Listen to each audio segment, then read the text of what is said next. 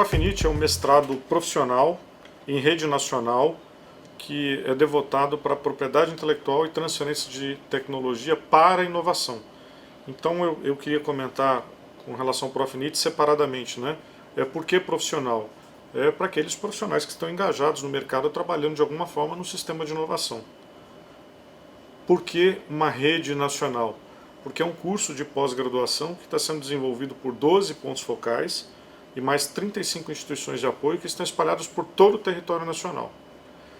E é um mestrado que é catalisado pela CAPES na linha do PROF, que é um mestrado que foi induzido para tentar atender a solução de um gargalo nacional, que é a necessidade de pessoal altamente qualificado na propriedade intelectual, na transferência de tecnologia, em favor da inovação na empresa brasileira.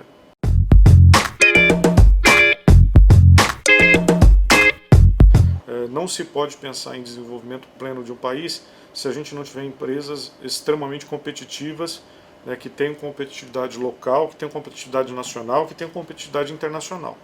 Então são essas empresas competitivas, sólidas, que vão gerar dividendos, que vão pagar impostos, e que vão permitir um desenvolvimento social pleno.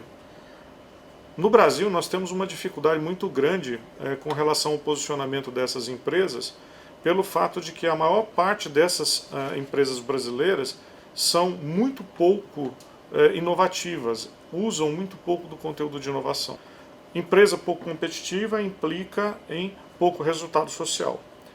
O Profinit ele entra exatamente nessa seara, que existe necessidade de levar conhecimento, de levar tecnologias para essas empresas, particularmente as micro e pequenas empresas, para que sejam mais competitivas. E um gargalo que a gente tem no Brasil é o agente de inovação, é o agente que permita a transferência de tecnologia para fazer essa qualificação empreendedora. E aonde que tem que estar esse agente? Esse agente ele tem que estar, de um lado, na academia, ajudando a consolidar o conhecimento, as tecnologias geradas e propiciando a transferência desse conhecimento gerado pela academia para a iniciativa privada. De outro lado, esse agente de inovação também tem que estar na empresa, mas qual é a empresa que pode ter esse agente de inovação? É a grande corporação, a empresa de nível médio, pelo menos. O micro e pequeno empreendedor não tem condição de contratar esse agente de inovação no seu quadro permanente. Então cabe ao sistema organizativo lateral, ao sistema S, ao terceiro setor, ter esses agentes à disposição para ajudar as micro e pequenas empresas. Quem são esses atores aí do sistema de inovação? O sistema indústria, o sistema SEBRAE, o sistema SENAC.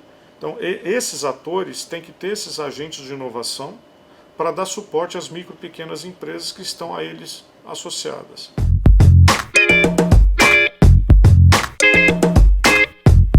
Esse novo modelo de universidade que visa uma interação com a sociedade bastante mais agressiva que a universidade do século XX, ele precisa de ter alguns setores, alguns institutos, alguns núcleos internos que permitam essa interação.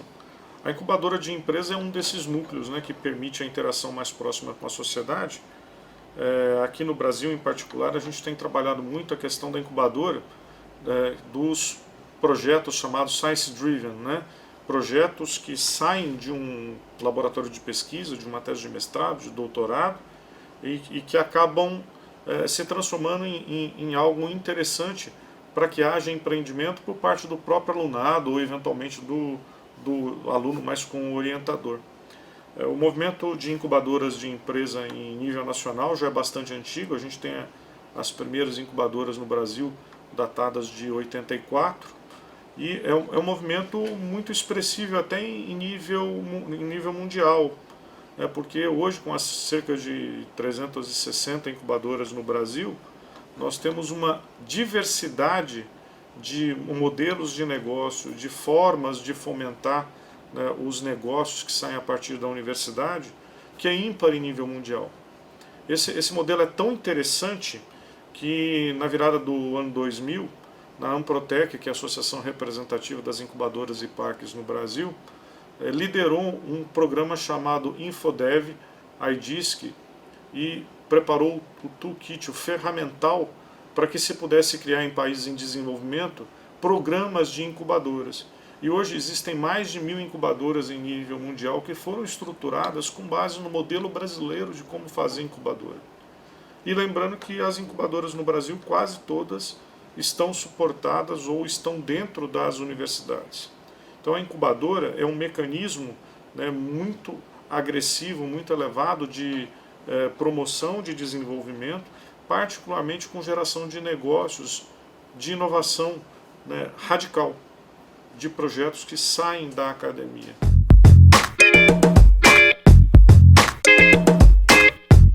A questão do ensino de empreendedorismo nas universidades ainda é foco de um celeuma muito grande, já que várias das instituições de ensino superior hoje no país ainda conservam aquele viés de universidade do século XX, que era a ciência pela ciência, o conhecimento pelo conhecimento.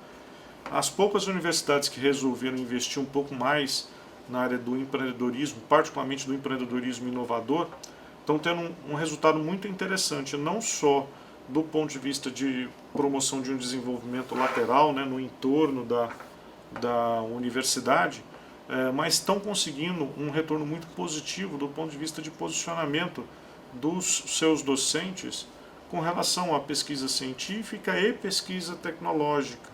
Estão muito bem nos rankings de inovação também. Via de regra, o ensino de empreendedorismo está sendo feito a partir de disciplinas de graduação, raras vezes disciplinas de pós-graduação em nível nacional. O ideal é que, na verdade, a gente não tivesse disciplinas de empreendedorismo nem na graduação nem na pós-graduação, mas que a cultura do empreendedorismo fosse tocada, fosse tratada dentro da universidade, da mesma forma que a necessidade de falar uma segunda, uma terceira língua, ou da mesma forma que é necessário procurar fazer uma revisão bibliográfica, para conseguir entender bem um tema e procurar artigos bem posicionados. Nós ainda estamos muito longe de atingir esse patamar de cultura empreendedora na universidade, enquanto essa nova corrente em que a cultura empreendedora é transversal ao conhecimento dado na universidade, enquanto isso está longe de acontecer, nós vamos precisar ainda das disciplinas na graduação e também na pós-graduação.